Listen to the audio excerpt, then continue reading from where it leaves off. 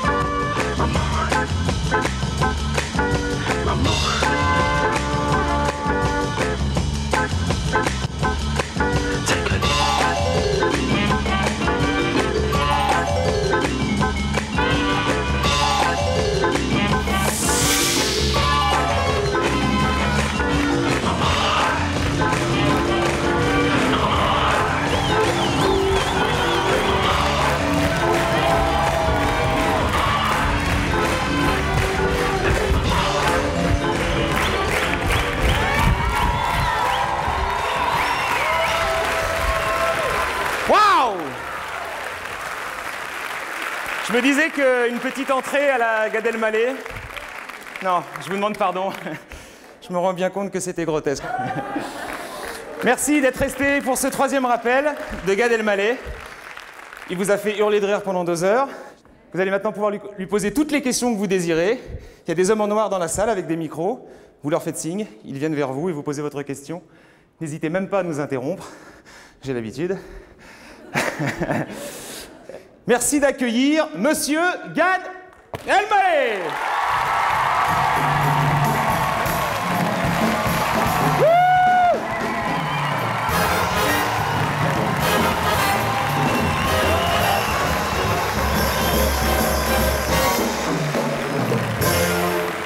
C'est bizarre, j'ai envie de recommencer le spectacle. Comment vous vous sentez après un spectacle pareil? Plutôt euphorique ou épuisé? Zen, franchement, ce soir, ça s'est super bien passé. Donc, enfin, pour moi, je sais pas pour vous. Mais je trouve ça assez intéressant aussi de voir le visage des gens qui ont rigolé. D'ailleurs, c'est pas un public de comique que vous avez, c'est un vrai public de rockstar. Il y a des moments où on se croirait à un concert des Rolling Stones. Bah, ça, c'est la guitare qui fait ça. C'est la guitare. Mais j'ai envie simplement de vous dire aussi que c'est la première fois que c'est la première émission Troisième Rappel. Ouais. Il y en aura d'autres. Donc bien vous faites partie des premiers, comme moi, comme vous. Ouais. On vous soutient pour le Troisième Rappel à fond. Voilà.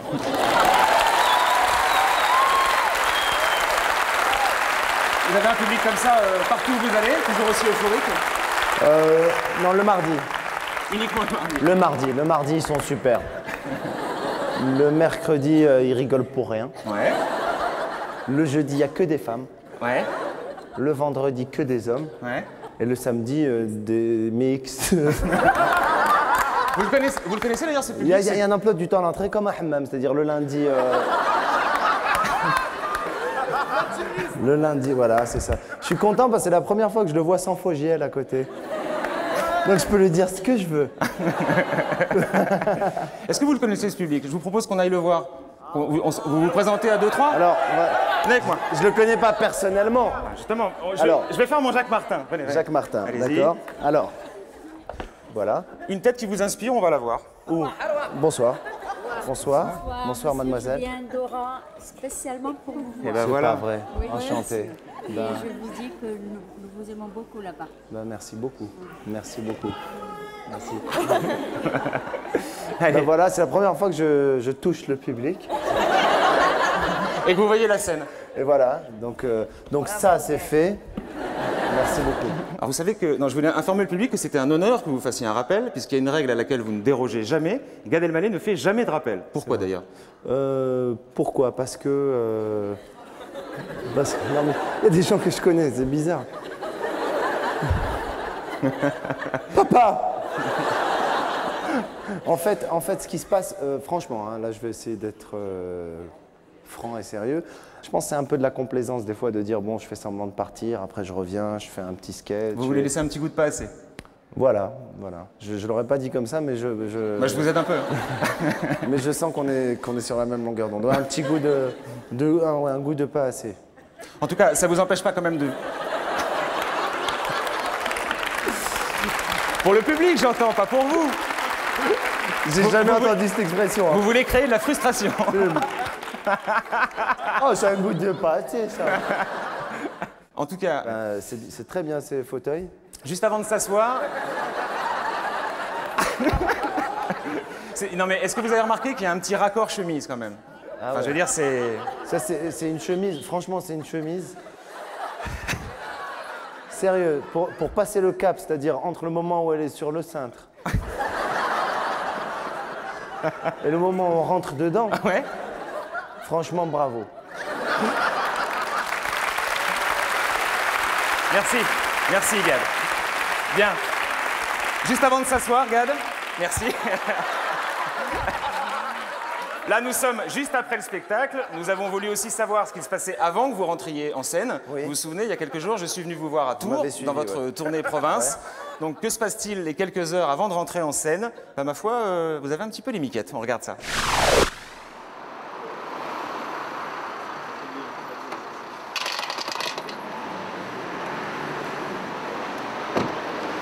Le mec, il fait le gag, mais il regarde quand même s'il a pas choisi la voiture. Rentrez, monsieur Pompidou va vous... Bonjour. Monsieur Pompidou ne va pas être là tout de suite. On va lui préparer son bureau. Ah non, non, non. Qu'est-ce qui vous manque le plus quand vous êtes en tournée?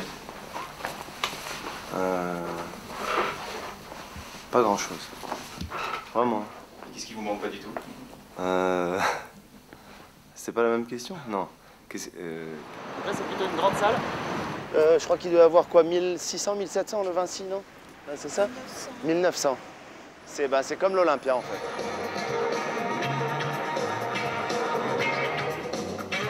Et c'est bien, la scène est bien. Tu sais pourquoi il y a des couleurs différentes dans les théâtres, comme ça, dans les sièges? J'ai appris ça il n'y a pas longtemps. Quand il y a des spectacles où il n'y a pas beaucoup de monde, si tu l'éclaires un tout petit peu, et qu'il y a des gens, en fonction des couleurs comme ça, tu verras pas les trous. Et ceux qui sont carrément au premier rang, là? Je les vois pas. Je veux pas les voir. Sauf si ça se passe très bien et que j'ai une grande confiance, là je vais chercher des regards. Sinon, d'ailleurs à ce propos, Eric, tu leur as mis un Walkman carrément là. Tu vas percher? Ouais, je vais percher. Dis-moi, Perchman, c'est juif, non? On a déjà fait. Vous avez une anti-sèche là-bas? Bah, c'est un spectacle en rodage. Hein. Ça vous arrive d'avoir un trou? Ouais.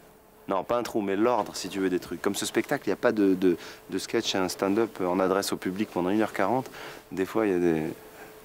Donc je fais seulement regarder un truc, là. Oui.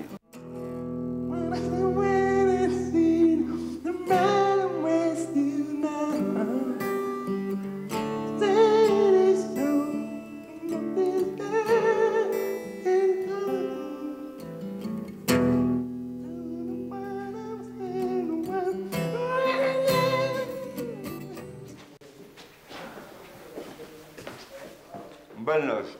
Ça, c'est beau, comme les footballeurs. La classe, hein. Le seul moment où je me concentre vraiment, c'est quand je m'habille. Mais vraiment. Hein. Parce que j'ai pas de truc. Tu sais, des fois, t'as des artistes qui font, je sais pas comment ils font s'il vous plaît, laissez-moi tout seul. Ils font. Moi, je turbine trop, je peux pas me concentrer comme ça. Donc quand je m'habille, je prends le temps. Tu vois. Pourquoi j'ai peur ce soir? Parce que vous êtes là? C'est pour ça? J'ai un peu peur, je sais pas pourquoi j'ai peur. En général... Il y a que des gens qui vous aiment maintenant. Ah bon? L'amour. Mesdames et messieurs, le spectacle va commencer et regagnez vos places. Nous vous rappelons qu'il est interdit de filmer. T'as vu la réverb de la salle? T'as vu la réverb de la salle? Bonne soirée à tous. Non, ça... Ils sont calmes les gens. Bon spectacle. Ah ouais.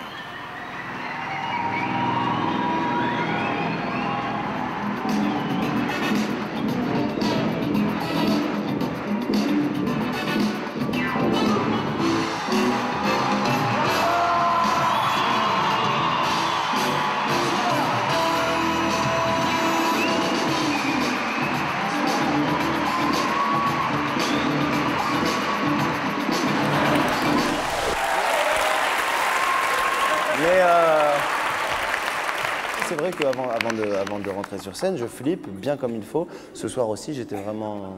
Mais t'as peur, en fait, t'as peur... Si vous n'êtes pas stressé, vous faites un mauvais spectacle, peut-être? Il faut que vous soyez... Ouais, je crois que c'est... Enfin, c'est pas indispensable, on va pas être maso, mais je crois qu'en fait, franchement, quand je suis trop détendu, ça m'inquiète, quoi. Alors la détente, c'est peut-être après, quand vous êtes en tournée, j'imagine, la tournée des boîtes, genre Pierre Palmade, le carré VIP. Histoire naturelle sur TF1. Alors d'ailleurs, je me suis toujours demandé pourquoi Histoire naturelle, donc cette fameuse émission de pêche, inspirait tant les comiques. Ben, parce qu'en fait, c'est absurde, c'est un programme qui est absurde, c'est un truc qui dure depuis des années, et ils veulent pas l'enlever. T'es là, tu regardes ça et tu te dis...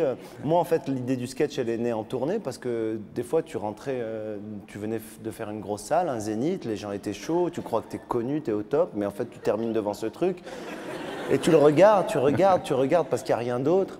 Donc vous la connaissez par cœur, l'émission, vous l'avez vue combien de fois?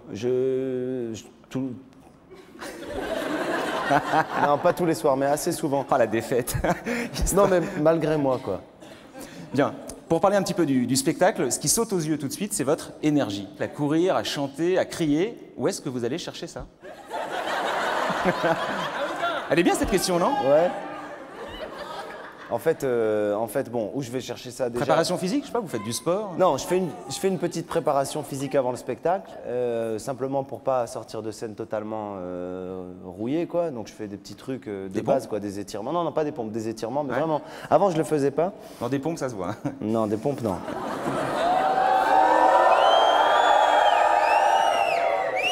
Arrête, ils sont avec moi. Ok, j'ai vu. Et en fait, l'énergie, elle vient de l'envie profonde de faire rire, quoi. C'est-à-dire que j'adore, moi, dès qu'il y a les premiers rires, quand je suis flippé derrière, ça dure quelques secondes, même pendant le spectacle, quand je viens sur scène, mais quand il y a les tout premiers rires, ben, tu te sens aimé, en fait, tu te sens bien, tu te sens... donc ça te donne de l'énergie. Maintenant, physiquement, moi, j'envisage pas ce métier-là différemment, c'est-à-dire que j'ai du mal à voir des spectacles où les mecs ne bougent pas. Ouais. Et vraiment, les soirs où je transpire pas, je suis pas content. Je me dis, j'ai fait un spectacle bidon, quoi. Comme les joueurs de foot. Ouais, comme les joueurs de foot, ouais. Alors ce type de spectacle, c'est ce qu'on appelle du stand-up. Ouais. C'est un profil particulier, c'est 1h30 comme une longue histoire. C'est pas une succession de sketchs avec des noirs entre. Pourquoi est-ce que vous avez choisi ce registre-là? Ce que j'adore, moi, dans cette forme-là, en fait, c'est que dans la journée, il peut t'arriver un truc et tu peux le rentrer dedans. Mais quand les sketchs sont arrêtés, alors c'est très difficile de rentrer d'autres thèmes, tu vois. Par exemple, ce soir, j'ai rajouté des choses que j'ai pas fait hier soir. Mais est-ce qu'il y a des techniques malgré tout? Est-ce qu'il y a des passages obligés? Par exemple, je vois que vous tutoyez le public, j'imagine que ça crée de la proximité, il y a des personnages qui reviennent, comme du running gag. Ça, c'est des techniques de stand-up ou c'est applicable à tous? Je sais pas, moi je le fais au feeling, je sais pas si c'est des techniques, mais c'est vrai que de tutoyer le public, de lui dire par exemple, tu connais le mec qui est comme ça, qui danse comme ça le met c'est comme si je lui parlais à une personne et il se sent plus proche de moi, et moi je me sens plus proche d'eux. Par exemple, le fait qu'il y ait un rire toutes les 30 secondes. Bon, c'est d'abord parce que vous êtes drôle, mais est-ce que ça se prévoit à l'écriture? Non, ça se prévoit pas. Comment tu veux prévoir ça? Je sais pas. Non, mais j'imagine qu'à l'écriture, on... Non, ce que j'ai voulu dire, c'est qu'à l'écriture, vous pourriez par exemple prévoir quelques phrases sans qu'il y ait de blague, donc sans prendre le risque, sans qu'il y ait potentiellement raison de rire. Non, vous faites en sorte que ça soit drôle tout le temps. Les seules phrases en fait où il n'y a pas de rire, c'est celles qui préparent à un rire. C'est-à-dire que... La rampe de lancement. Ouais, exactement. C'est la rampe de lancement d'un gag. Bon, je suis en train de parler genre théoricien du gag, j'en sais rien. Moi, je parle pour moi. Mais c'est vrai qu'il y a des... C'est pas très grave si ça rit pas. Par exemple, le moment où je fais l'entracte, je me pose. J'ai vraiment envie que pendant 2 secondes, on se dise « Mais qu'est-ce qu'il est en train de faire, quoi ? Pourquoi ? Est-ce que c'est vraiment un entracte ? Est-ce que c'est... Il n'y a pas de rire, mais c'est pas grave, en fait. Ça prépare à quelque chose. Est-ce qu'on peut imaginer un soir où ça ne rit pas ? Est-ce que ça vous déstabiliserait ? Ça vous est déjà arrivé ? Bien sûr, ça m'est déjà arrivé. Racontez, comment vous avez vécu ça ? Ben mal, parce que... c'est comme si C'était quand ? C'était où ? Ben, c'était pas ce soir, hein, mais... C'était des fois dans des tournées en province, des fois ça m'est arrivé à Paris, dans des théâtres. C'est pas que ça rit pas pendant tout le spectacle, c'est qu'en fait ça rit pas dès le début. Et des fois c'est pas que de la faute du public, des fois c'est de ma faute. Il y a des trucs très bizarres en fait, c'est que des fois t'as la pêche, mais t'as super la pêche, tu te dis je vais faire un super spectacle, et t'es tellement dans l'énergie que tu vas, mais ils te suivent plus parce que t'es tout seul en fait, t'es là. C'est vrai, ça m'est déjà arrivé. Et voilà, il y a des soirs où tu es fatigué, ou bien tu viens de t'embrouiller avec ta nana au téléphone, tu dis je vais faire un spectacle de merde, t'arrives, Et juste t'entends les rires et ça te motive, ça te porte. Ça arrive souvent, ça, les embrouilles, non? C'est un sketch, j'ai pas de copie.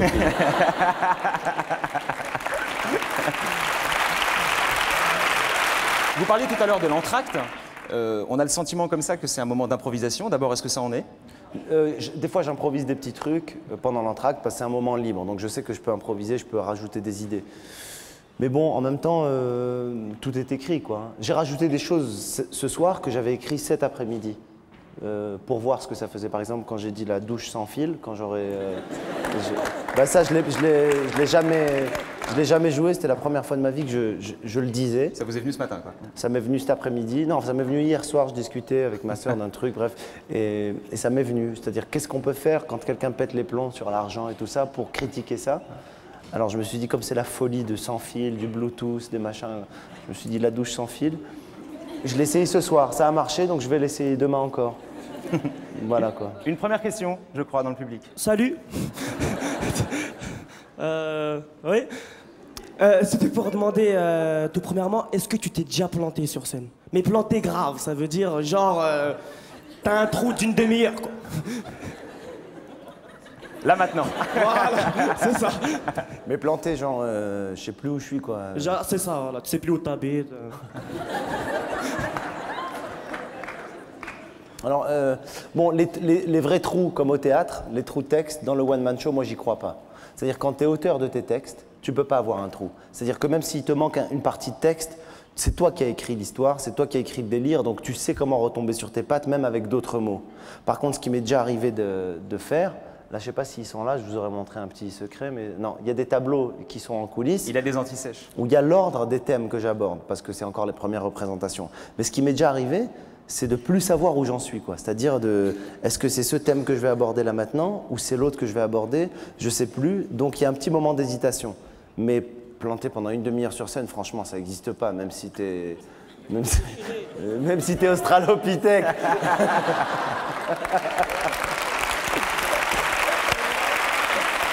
Si jamais vous avez un trou comme ça sur scène, est-ce que vous avez en stock quelques petites blagues passe-partout qu'on peut toujours caser? Non, j'ai pas en stock des blagues, mais je continue sur ce qui me vient dans la tête. Je suis auteur de mes textes, donc je continue, j'y vais. C'est vrai que des fois j'oublie des choses, ça me rend malade, j'oublie des trucs. Mais tu peux pas avoir un vrai trou. Au théâtre, tu peux, parce que c'est pas ton texte. Vous pouvez être déstabilisé par quelque chose? Un portable qui sonne, quelqu'un qui prend une photo? En fait, ça dépend des soirs. Moi, je trouve que les artistes sont assez de mauvaise foi. C'est-à-dire que moi aussi, je l'avoue, les soirs où c'est super, il y a une super ambiance dans la salle, c'est nickel, il n'y a aucun problème. Il y a des gens qui vont prendre des photos, tu dis t'en fous, c'est cool et tout. Mais le soir où ça rit pas comme tu veux, tu sors et tu dis pourquoi il y a des photos? Vous êtes malade. Et qui c'est qui morfle derrière pour ça? Ouais, pourquoi? Je vous avais dit il faut pas de photos et tout. Alors en fait, on est fragile un peu quand on est sur scène. Et alors, parmi les autres singularités du style Gad Elmaleh, il y a cette faculté que vous avez à détourner la langue française, à parfois la déformer. Ça vient d'où, ça, déjà? Je pense que ça vient de mon inculture que j'assume totalement. Ça vient du Maroc. C'est un vrai complexe, alors? Non, c'est pas un complexe. Avant, c'était un complexe, mais après, j'ai compris que la culture, c'était pas simplement connaître 12 000 livres par cœur ou connaître toutes les capitales du monde ou savoir. D'ailleurs, c'est amusant parce que les livres, il faut savoir qu'il y a une dizaine d'années de cela, donc vous souffriez déjà de cette inculture et je crois que vous inventiez des titres de livres pour faire croire que vous lisiez. Ouais. Vous vous en souvenez de ces titres de livres? Bien sûr, je m'en souviens. Allez-y. J'allais dans des soirées à Paris dès que je suis arrivé, et tout le monde parlait de littérature et tout, et moi je disais, t'as lu Il a plu sur mon vélo de... du machin. Mais ça, c'est pas crédible. Et le comble du snobisme intellectuel, c'est que souvent les gens m'ont dit, ah oui, c'est génial. Magnifique. Ah, il a plu sur mon vélo, c'est...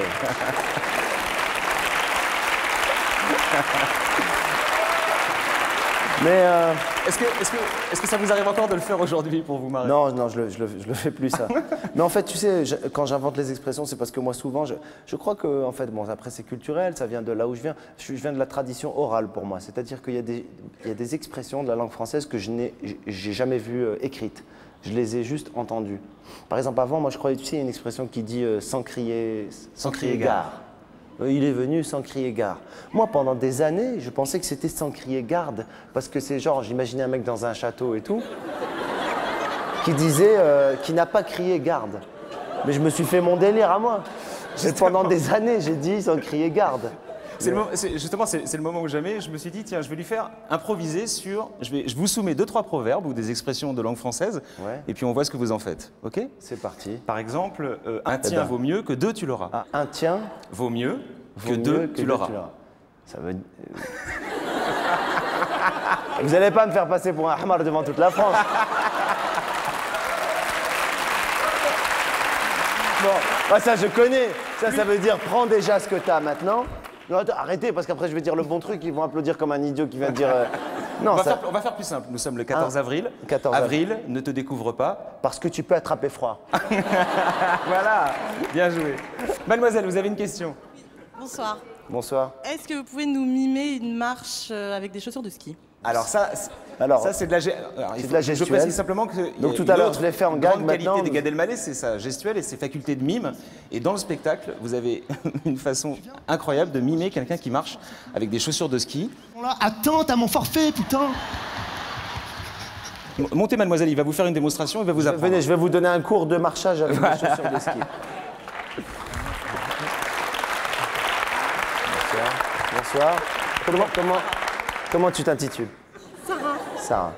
Bonsoir Sarah. Je vous laisse faire. Ce qu'il faut faire, je vais le faire d'abord une fois. Ce qu'il faut faire, ce qui est très important, quand tu marches avec des chaussures de ski, il faut imaginer donc que tu as des chaussures de ski. Donc tu peux pas, ça n'existe pas ça. En fait, tu es obligé, si tu veux, d'avoir une raideur au niveau tibiesque et au niveau pédestre qui te rend ridicule, c'est-à-dire, quel que soit...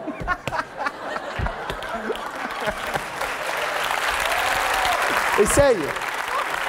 Attends, je suis trop pressé d'empiéter. Clac, plaque, clac.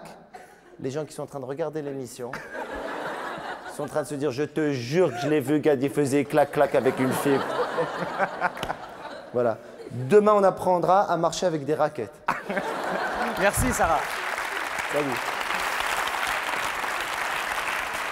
Alors, on parlait de votre gestuelle. C'est vrai que c'est incroyable de voir tout ce que vous pouvez faire avec votre corps et votre visage.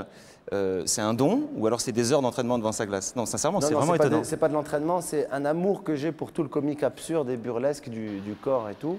Moi, j'aime bien imager des trucs avec le corps, tu vois, quand je fais l'haltérophile ou quand je fais, que ce soit les chaussures de ski. J'aime bien que le corps, il raconte autre chose que le texte, en fait. Et que tout de suite, tu te places tout de suite dans quelque chose de très fort visuellement et qui va te faire rire parce que c'est soit exagéré, soit... Vous avez des modèles là-dessus? Je pense à Jacques Tati ou même Chaplin. Jim Carrey, à sa façon? Ouais, Moins. Moins. Charlot, ouais, vous l'avez dit? Ouais, Chaplin, ouais. Il faut savoir aussi que votre père était mime, donc peut-être qu'il y a quelque chose d'un peu... Ouais, je lui ai chopé des trucs. Atavisme. Atavisme, c'est un bon mot, ça. Ambitieux, 4 syllabes. Hein. Atavisme. À pyramide, tu fais un carton, toi. Mime. Atavisme. Bien. Je voulais un petit peu parler de votre type d'humour. Je ne sais pas ce que vous en pensez, mais moi je trouve que quand on vient vous voir, on est devant son miroir. Vous prenez la vie quotidienne, vous la mimez avec le talent que vous avez, et finalement c'est un petit peu de nous que vous vous moquez. Parce que vraiment, je me concentre sur des choses de la vie quotidienne qui m'intriguent. Vous passez des heures aux terrasses de café, vous regardez. Non, pas, mais juste naturellement, quoi. Comme ça. Je me souviens que dans votre précédent spectacle, il y avait un sketch avec un enfant qui se faisait vraiment pourrir par son père, comme on dit. Et c'est parce que vous étiez dans... Sébastien. Sébastien, ouais. Et donc ce sketch-là, vous étiez un jour dans un café et vous avez vu un enfant se faire un petit peu maltraiter, ne serait-ce que verbalement par son père, et ça vous a inspiré un sketch. Bien informé, ouais. En fait, moi, bon, c'est parti d'un truc triste. En fait, j'étais dans un café, il y avait deux messieurs en train de parler et un môme assis. Et le mec qui disait à l'autre bonhomme qui était en face de lui, quand je te dis que c'est un con, c'est vraiment un con, il veut rien faire, c'est incroyable, il travaille pas à l'école, il est con, il est... Et vraiment, il parlait de quelqu'un mais en l'écrasant, quoi. Et l'autre, il disait, bah, c'est pas vrai, comment on peut être comme ça, tout ça. Et à un moment donné, le mec en face, il regarde le petit, il dit, t'entends ce que ton père te dit?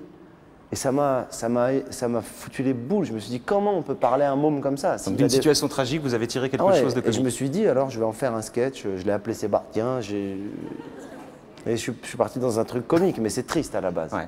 Alors là, votre tête de Turc dans ce spectacle, c'est... Merci. T'as vu le blond quand il mange un sandwich?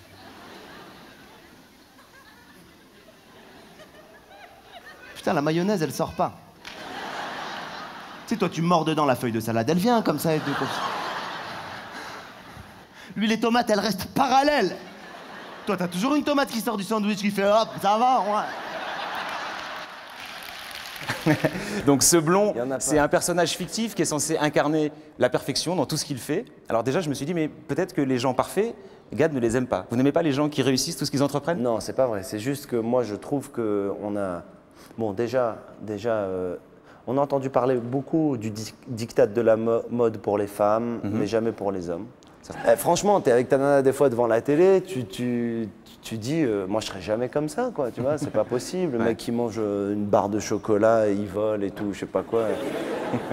Ce serait quand même bien qu'on trouve un blond dans cette salle et qu'il ait un droit de réponse, parce qu'il a été humilié pendant 1h30. Mais non, mais c'est pas le blond lui-même qui a été humilié. C'est pas un blond dans cette salle. C'est la notion. Qu'un blond lève le doigt. C'est pas possible qu'il y ait une salle sans blond. Mais ils sont partis, tu crois qu'il va rester? Ils sont dégoûtés.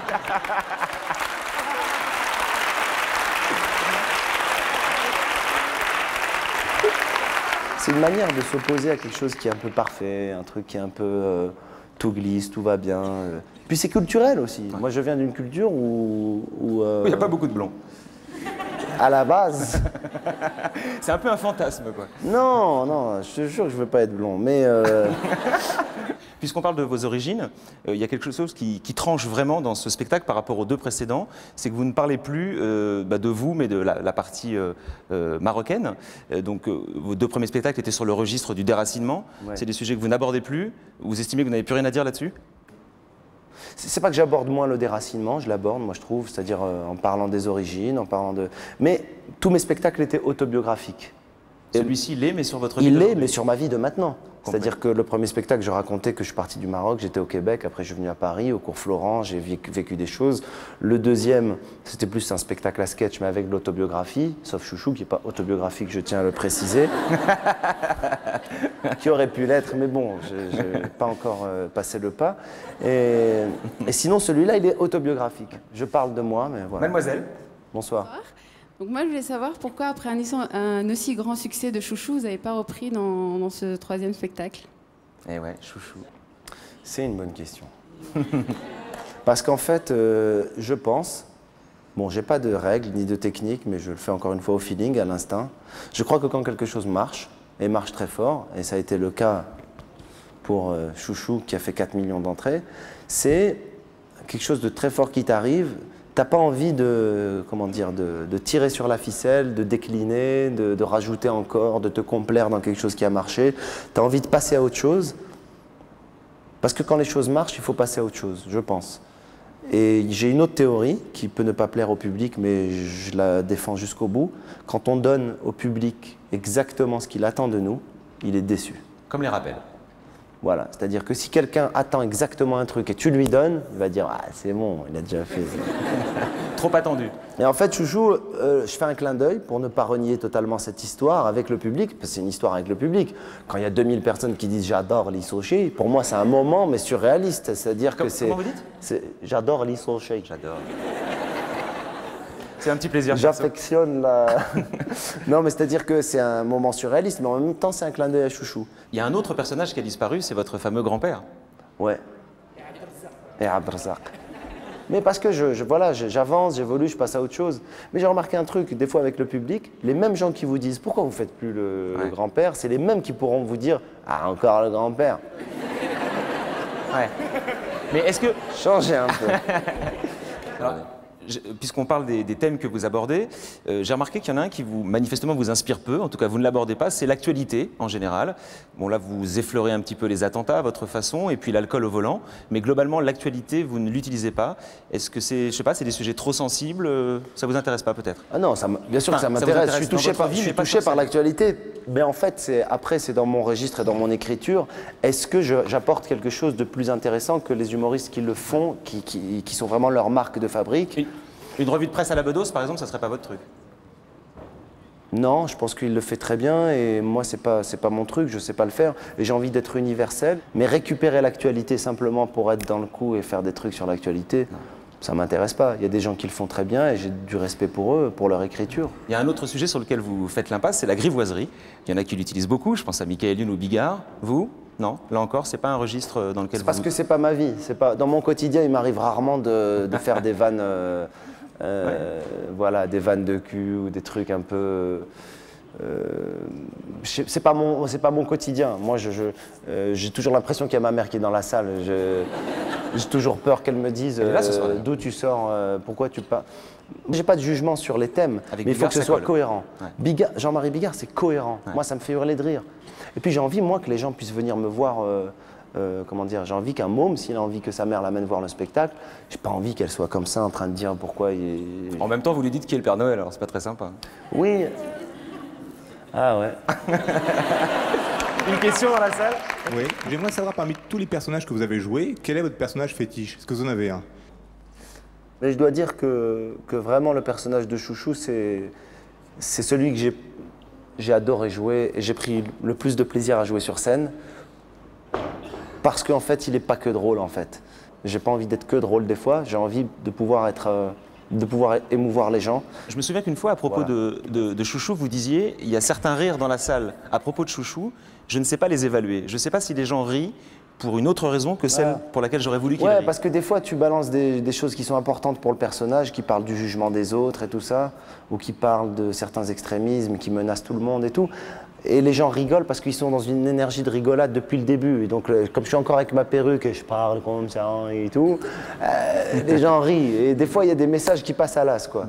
Mais on peut très bien donner des messages en spectacle qui ne sont pas politiques. Les messages ne sont pas que politiques. Le jugement des autres, le partage, tout ça, c'est des messages aussi. Il y a un autre truc qui est très utilisé chez les comiques, c'est les bonnes vannes sur les people.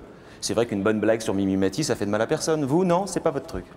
Moi, je pense que quand tu dis des noms propres en live, dans le spectacle vivant, ça va faire rire sur le moment, mais je peux te dire que tu filmes ça, tu le vois dans 2 ans, c'est tout de suite ringard, parce que c'est facile.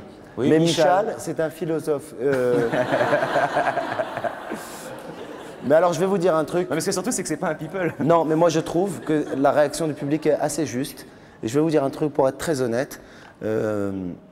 Même ça, je ne sais pas si je suis à l'aise totalement avec ça. Avec Michal? Ouais, parce que je trouve ça facile. Il va peut-être sortir du spectacle, c'est pas impossible. Ouais, il y avait Nolwenn avant, elle l'est sortie. C'est vrai en plus, parce que je me disais c'est facile. Vous savez qu'ils sont habitués à sortir, hein, tous ces gens-là.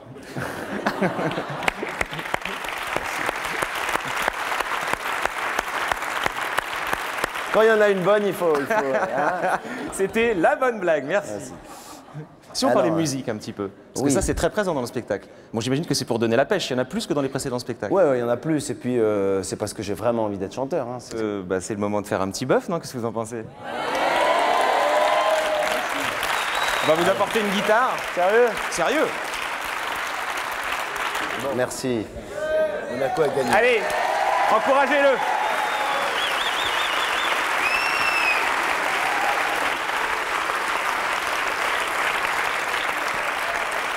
Il n'y a pas le truc qu'on met là, non, il n'y a pas. Il n'y a pas. Je sais pas, quand vous êtes dans votre chambre ou chez vous, quand vous faites des petites vocalises. J'hésite à vous chanter soit une chanson d'Elise et Moon.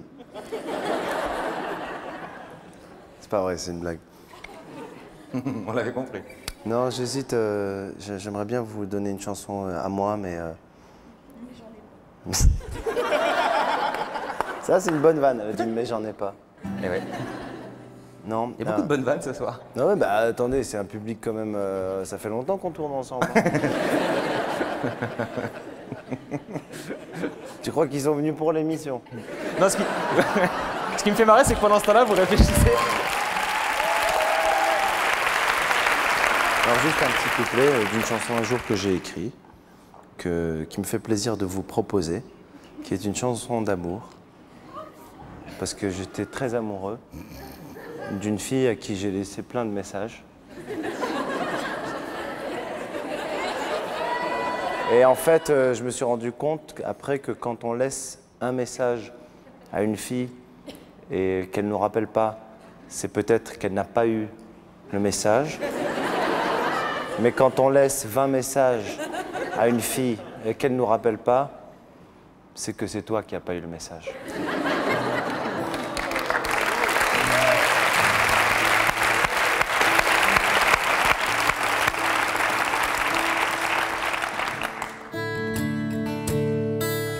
encore juste une heure.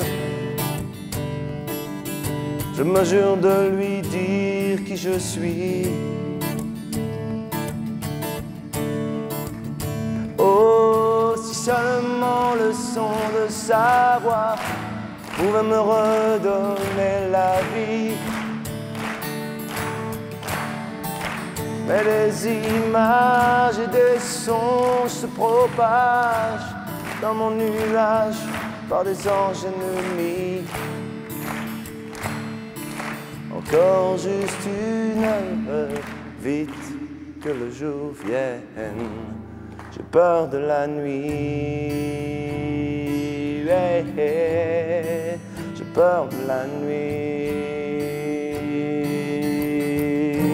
Bam bam bam bam. Oh, oh.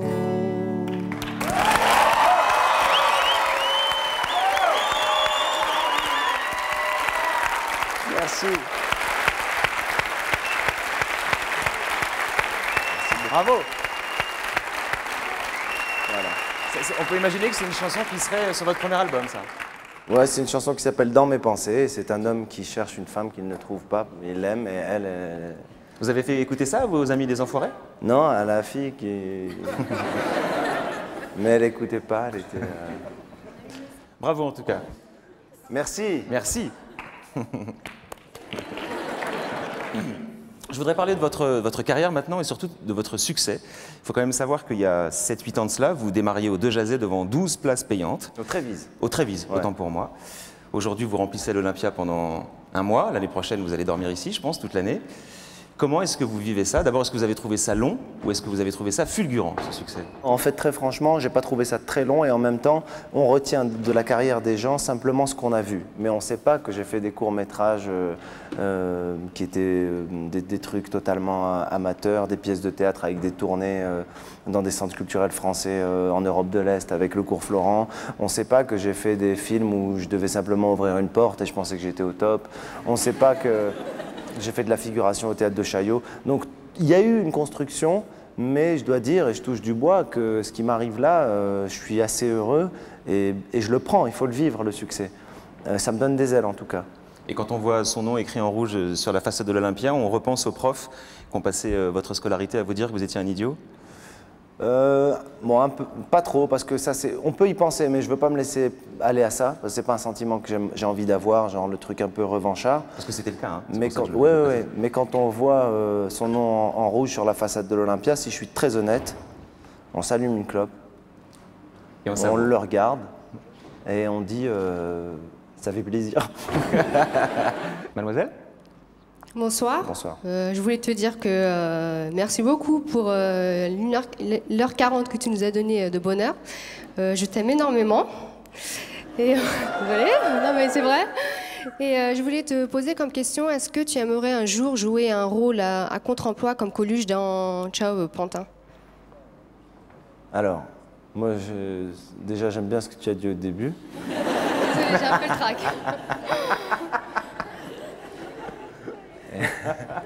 Moi aussi, je t'aime bien. Et pour répondre à la question, j'aimerais bien jouer un rôle qui n'est pas forcément un rôle comique, qui est un rôle qui va révéler d'autres facettes, en fait, qui va être un rôle émouvant, qui va être un personnage attachant et pas forcément drôle. Oui, j'aimerais bien. C'est pas ce qu'on vous propose, manifestement. Je crois qu'on vous propose beaucoup de films depuis Chouchou, oui. Et vous en refusez beaucoup.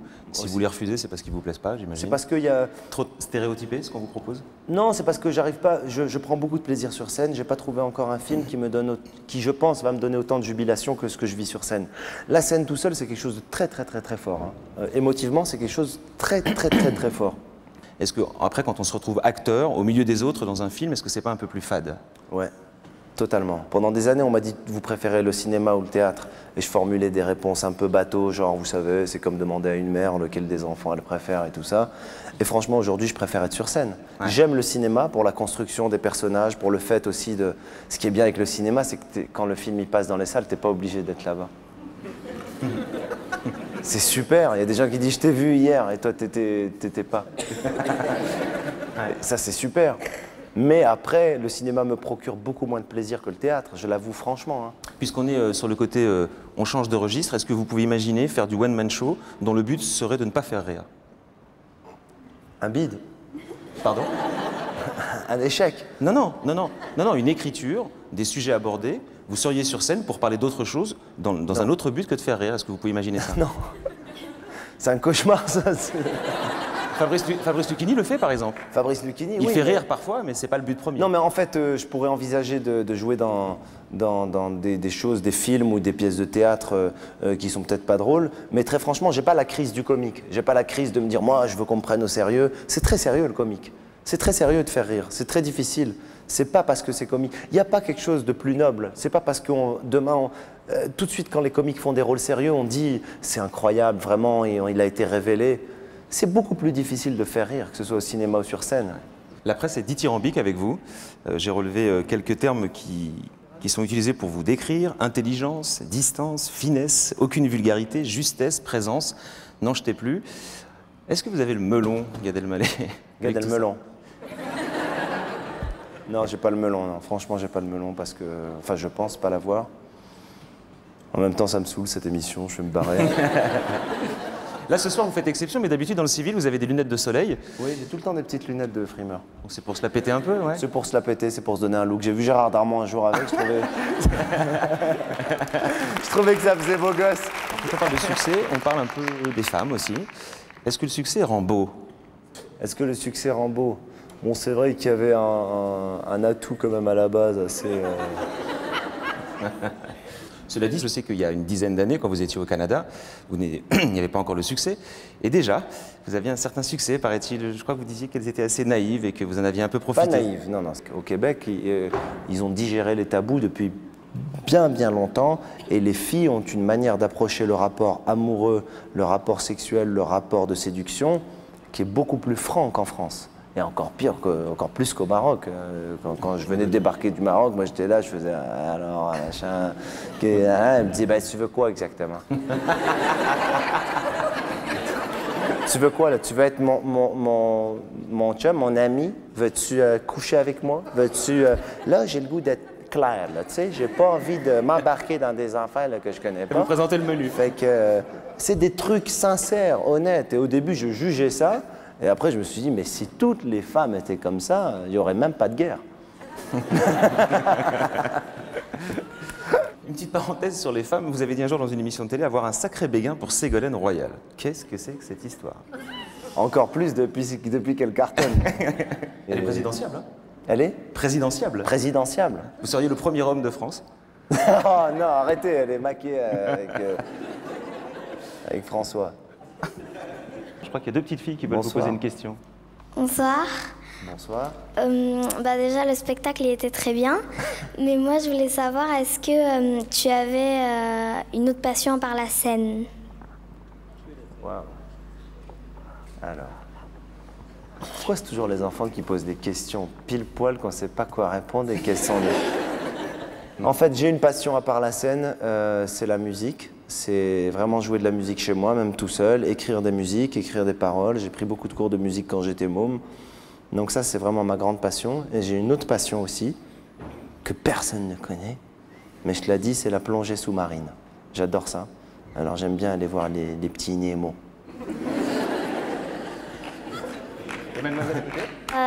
Quel est ton idole?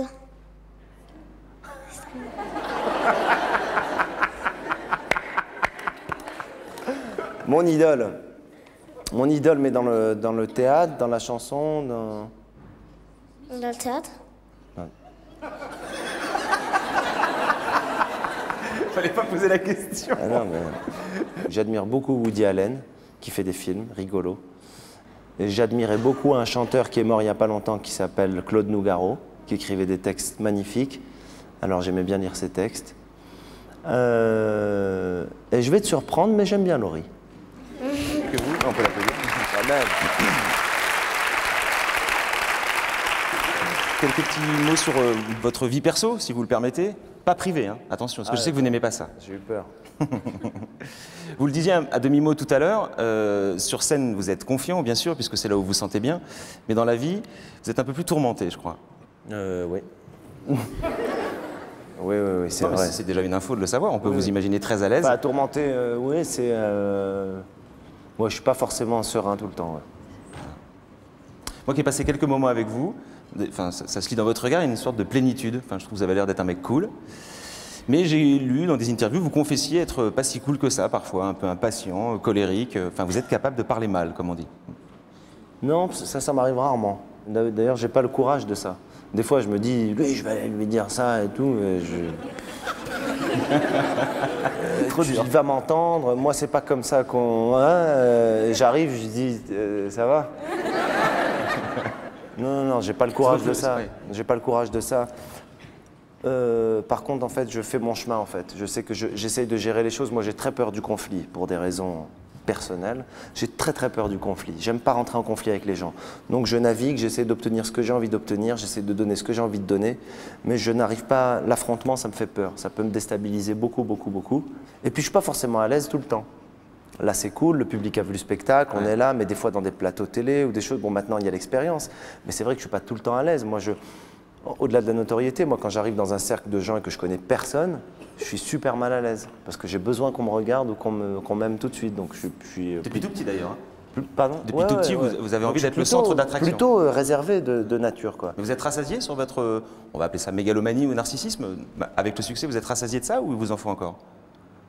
Je crois qu'il en faut encore pour me rassurer, mais moi, j'aime bien aussi les gens réservés, pudiques.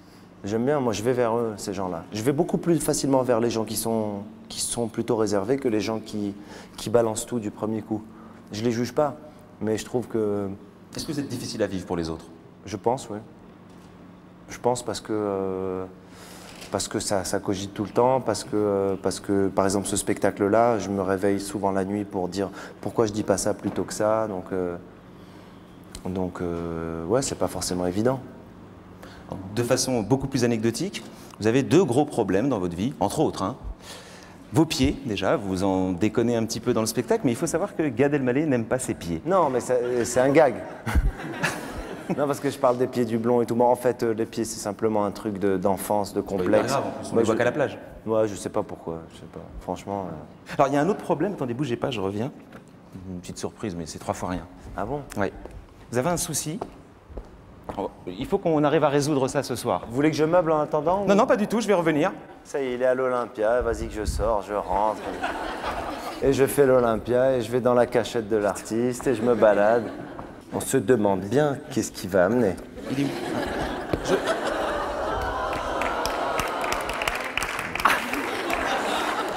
Assis. Alors je t'explique, je vais t'expliquer. D'abord j'ai peur, et en plus je vais lui jeter des cailloux. Je pense qu'il faut que vous vous parliez. Le labrador c'est à vous ce chien? Viens voir Gad. Comment il s'appelle? Assis. Henri. Henri? À un moment donné... Henri, tu parles en français, tu crois qu'il comprend? Vous pouvez regarder Gad? Henri. Ça y est, même le chien fait l'Olympia. Je crois l'Olympia, moi ça fait 10 ans que j'attends de faire l'Olympia et le chien il arrive comme ça, ouais ça va, c'est bien. C'est quoi ce problème? Comment on peut avoir un problème avec un chien comme ça? Mais c'est pas que j'ai un problème, moi j'ai grandi au Maroc, on avait des chiens partout dans les jardins et mon père il nous amenait on voulait des chiens, il nous amenait des chiens qu'il allait chercher à la SPA que personne ne voulait. C'était les moins chers, c'est-à-dire c'était des lions. Donc là, vous n'êtes pas hyper et avant d'aller à l'école le matin, on disait « C'est bon, il est pas là le chien? Viens vite !» Mais ça, c'est un chien laïque, ça. Vous pouvez vous rasseoir, hein? Vous voulez qu'il sorte plutôt? Non, c'est bien. C'est bien? Reste là. Couchez. Couchez, Henri. Couchez, Henri. Vous n'êtes pas hyper à l'aise. Allez, on va le faire sortir.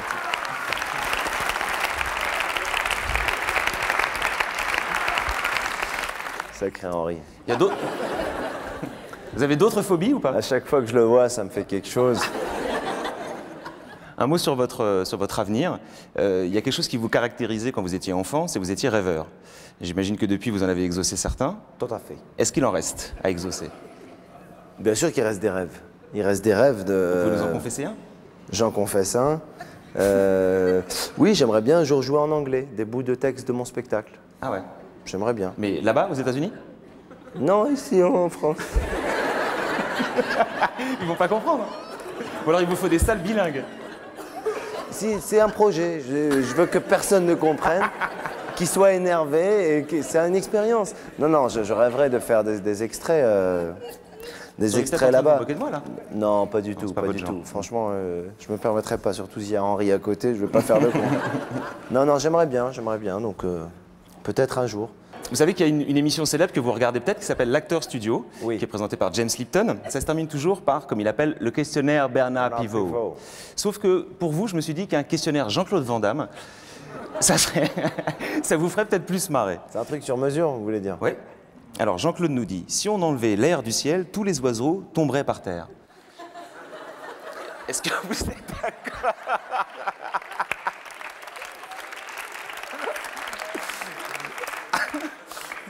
Sérieux, il a dit ça? Ah oui. Même les oiseaux, ils doivent être morts derrière. Il est trop fort, ce Van Damme. Je vous en donne une autre. Il a dit « Ma spiritualité est faite de oui et de non ». Et la vôtre? Ah, c'est Jean-Claude. Hein. Ma spiritualité est faite de dons. Mais trêve de plaisanterie, vous êtes marocain de culture et d'origine, juif de confession, québécois de passeport, français d'adoption. J'ai pas dit de bêtises? Ouais. Ça cohabite comment tout ça? Franchement, j'ai la paix en moi. Et je suis humain, quoi. Voilà, de ce monde, citoyen du monde. Et j'assume les mélanges.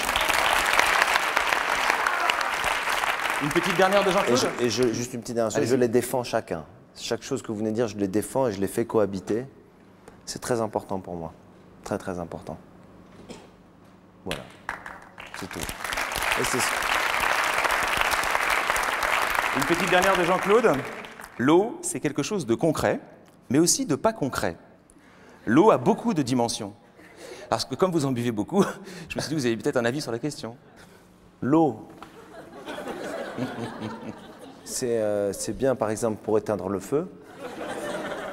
C'est bien pour prendre une douche. Je pense que je ne ferai pas aussi fort que cette définition. Il est largement... C'est le haut du panier, Jean-Claude. C'est l'eau du panier. Oh! Quelle chute! Allez, sans l'eau, on ne ferait pas grand-chose. Hein. Vous vous levez, Gad? On est arrivé au terme de notre entretien. Vous avez stand-up, donc stand-up. Merci beaucoup. C'était donc le troisième rappel de Gad Elmaleh. Je voudrais remercier le public d'être resté avec nous.